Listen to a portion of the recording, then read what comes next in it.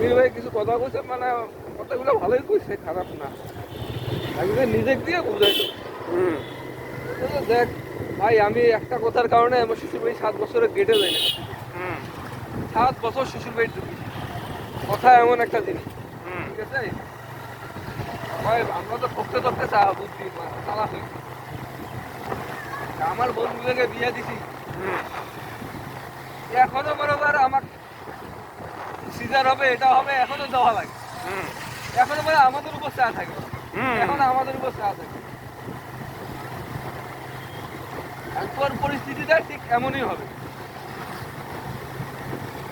ঠিক আছে ভাই, আপনারা যখন বুঝতেছেন, আমি তো আগ বাড়াই, আপনাদেরকে পাঠাইছি এক জায়গায়, আগ বাড়াই তো আর পাওয়া যাবে না।